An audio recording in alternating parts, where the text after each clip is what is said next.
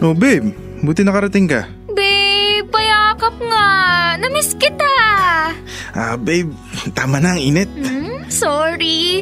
Na-excite lang din ako siguro kasi alam mo naman, first time ko dito sa Maynila. Okay, enjoy. Pwede kitang igala. Saan mo gusto? Sa Makati, Manda o Taguig?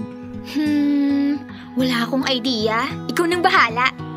Nika, iiwan nga pala kita bukas dito ha. Kailangan ko mag-enroll sa school eh. No problem. Ilang araw ka dito sa bahay? 2 siguro. Hanggang sa makahanap lang ako ng dorm. Kumusta pala si Sandra? Yung kaibigan mo? Siya ba yung kasama mo sa dorm? Si Sandra ba? Ayun, taga Maynila din yung boyfriend niya. Magli-live-in na sila, babe. So ibig sabihin hindi mo na siya makakasama. Hayaan mo, makakahanap ka rin ng matutuluyan. Sige, kain ka na dyan at matulog na tayo pagkatapos. Okay, babe. Thank you ulit sa pagpapatuloy mo sa akin dito, ha? No problem.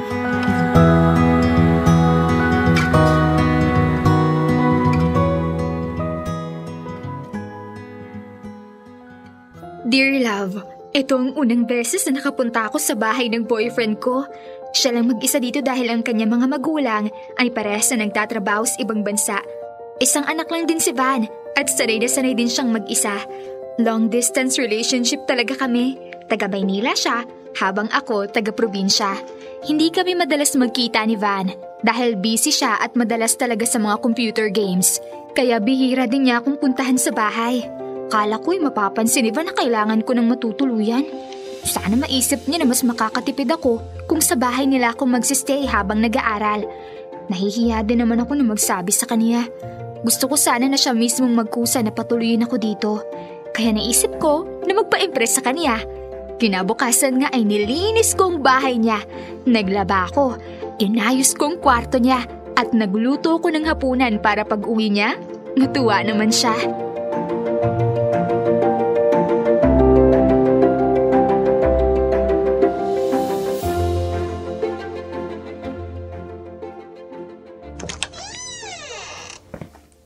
Hoy babe! Saktong-sakto. Ito, luto na yung adobo. Kain ka na! Wow! Naglinis ka ng bahay? At nagluto ka pa? Naks naman! Oo, sa kanilabahan ko yung mga damit mo. Pati yung kwarto mo. Tignan mo, ang linis! Nika, thank you Sobra ko itong na-appreciate pero hindi mo kailangan gawin to. Bisita ka rito at hindi ka sambahay. Way ko lang to para mag-thank you sa'yo kasi pinatuloy mo ako dito. Ano ka ba? Girlfriend kita. Feel at home. Babe, di ba nabanggit ko sa'yo na live-in na si Sandra saka yung boyfriend niya? Alam mo, mas okay siguro kung dito ako titira.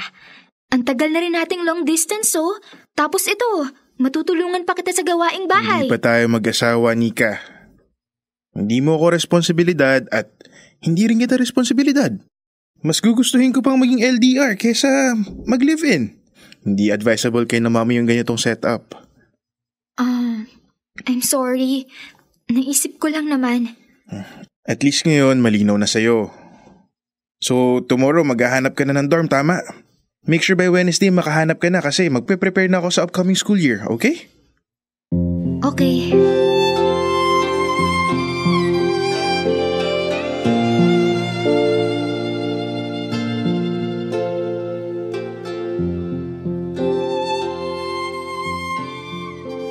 Dear love, alam kong wala naman akong karapatang magalit pero hindi ko maiwasan na magtampo. Paulit-ulit kong naririnig ang sinabi niya. Hindi kita asawa. Oo na, girlfriend lang ako, hindi live-in partner. Pero gusto ko lang naman din na makatipid dahil malapit lang sa bahay niya ang school ko. Ganoon ba yun kapag girlfriend lang, hindi dapat responsibilidad?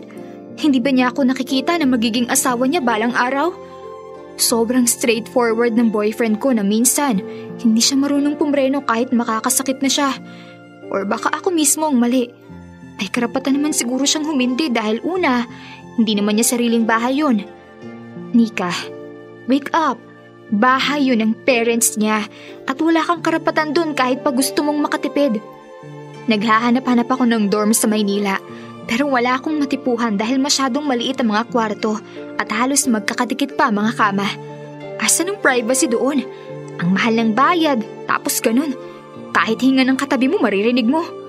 Naghanap-hanap pa ako malapit sa school at doon ay may nakita nga akong isang apartment na maaliwalas at abot presyo.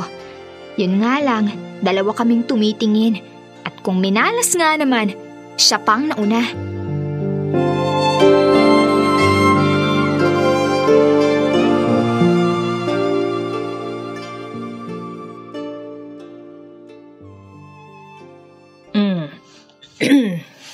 Miss Nika, ito po yung apartment.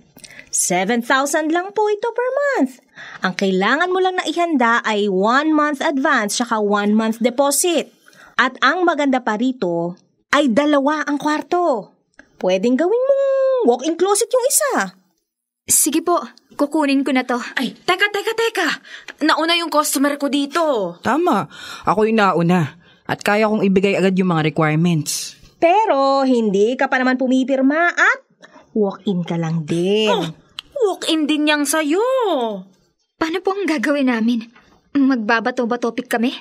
Kung gusto nyo, maghati na lang kayong 2 sa apartment. Sakto, na 2 naman ang kwarto. Mayroong sala at kusina. May privacy pa rin kayong 2. Mas makakamura pa kayo pareho. Ibig sabihin nun, maghati din tayo sa komisyon. Business is business. Pero, kayo pa rin 2 ang masusunod. Walang problema sa akin na magkaroon ng housemate. Ang mahalaga, hindi maingay at makalat. Hindi ako maingay at makalat. Wala ring problema sa akin na maghati kami. Basta, hindi nagyoyosi kasi may hika ako. May sarili akong kwarto. Pwede naman siguro ako dun magyosi. May sarili din akong kwarto. Pwede akong mag-ingay. O paano? Tawagan nyo na lang kami ulit bukas kapag buo na ang desisyon ninyo. Sige po. Maraming salamat po. Thank you.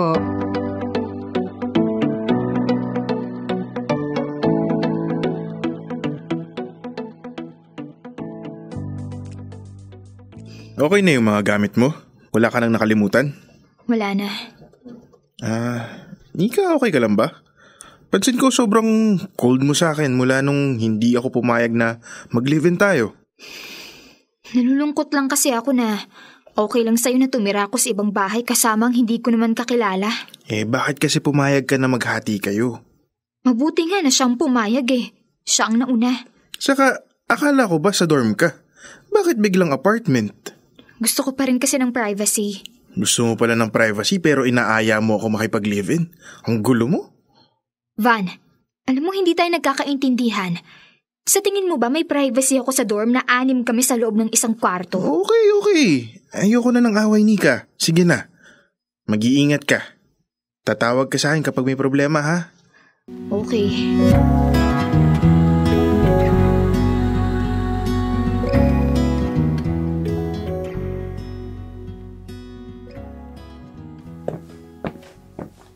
O, Nika.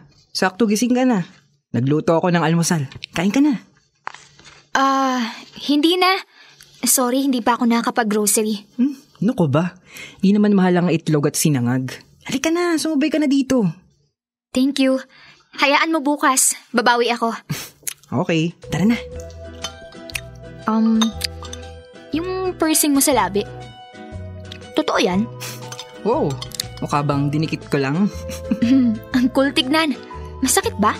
Hindi naman. Siguro masasaktan ako dito sa pierce ko sa ilong. Ang ganda ng balat mo Anong skincare routine mo? Ang dami mo namang tanong. Kumain ka na nga lang dyan. Sorry, ang feeling close ko. Housemates kasi tayo so ikaw halos lagi kong makakasama. Sa bagay. Anong course mo? Mechanical engineering. Ikaw? Statistics. Ayos. Sakto. May subject din akong stats. May magtuturo na pala sa akin ngayon May bayad yung pa-tutor. Pagluluto kita lagi ng almusal. Ano? Deal? Joke lang. Kung naman di ka mabiro. Sige na, Nika. Sige, Nika. Una na ako. May klase pa ako Ingat sa nun.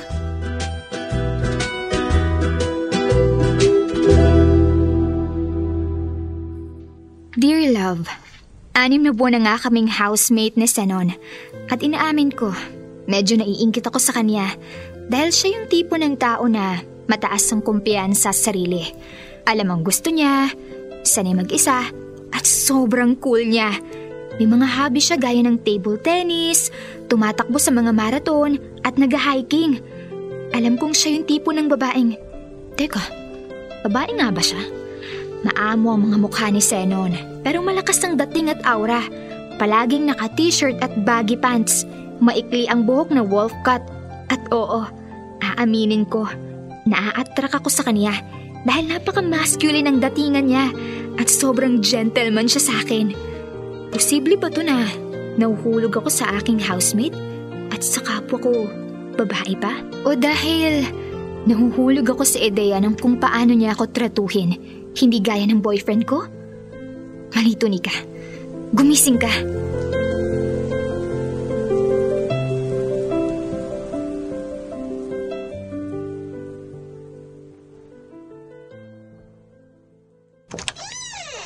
Nika, buong araw kong hindi lumalabas sa kwarto mo. Okay ka lang ba? Nika? Okay lang ako. Mukhang may sakit ka. Halika nga. Ang init mo. Teka, ipagluluto kita ng soup. Wag na, Sen.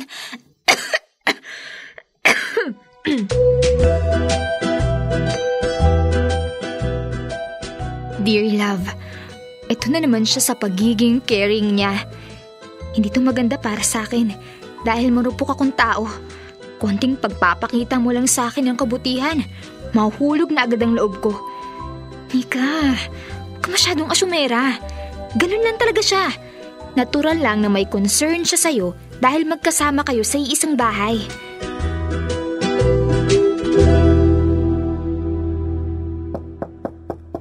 Nika, pabukas. Nika? Oh, ito. Kumain ka muna.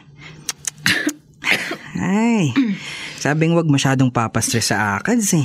Ayan tuloy ang init mo. O ito, may mga gamot ako dito. Inumin mo pagkatapos mo kumain. Zenon, thank you ah.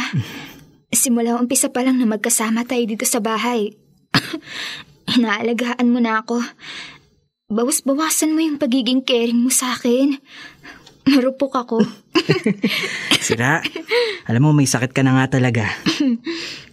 Pero, Zenon, kung sakaling single ka?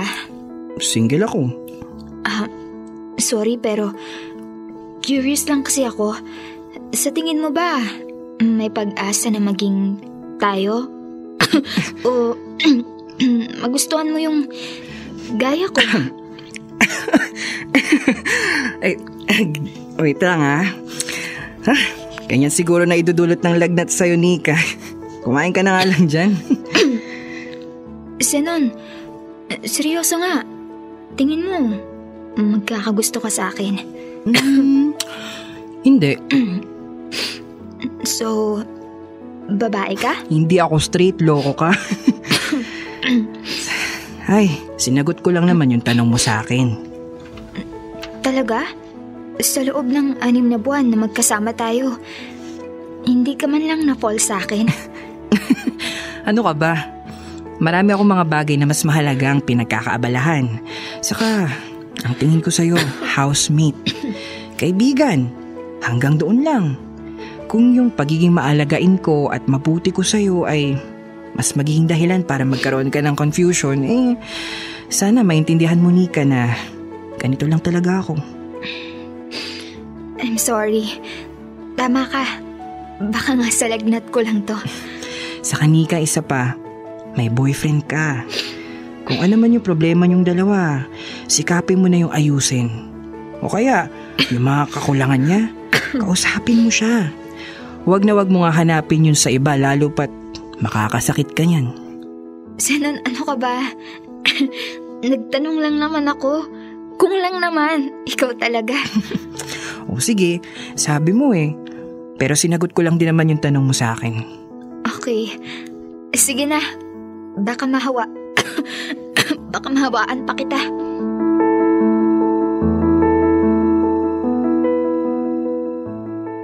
Dear love, baka nga dala lang ng lagnat kaya ako ganito ka-vulnerable. Pero nakita ko na lang ang sarili kong umiiyak. Ang sakit sa pakiramdam. Wala ba talagang taong magpaparamdam sa akin kung gaano ako ka-espesyal at matatawag ko ring akin? May karelasyon nga ako, pero parang hindi ko nararamdaman yun kay Van. Busy din naman ako pero pinaparamdam ko naman na mahalaga siya sa akin. Bakit siya hindi niya magawa? Samantalang si Zenon, pinaparamdam nga niya pero hindi ko naman siya karelasyon. Ganito na ba ako kadesperada at kalungkot? Pati housemate kong babae nagugustuhan ko. Umamin pa ako para lang malaman na wala naman palang pag-asang pumatol siya sa akin.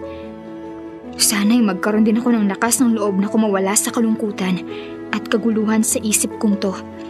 Sana maging katulad ko si Zenon na hindi kailangan ng iba para makaramdam ng pagmamahal dahil sarili lang niya sapat na. Ngayon, napapaisip ako, may gusto nga ba ako sa kanya? O gusto ko lang na maging siya?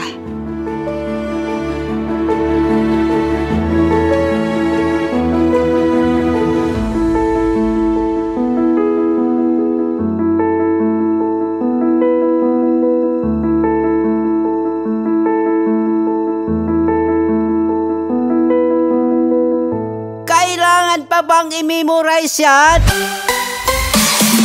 Love Radio Basic!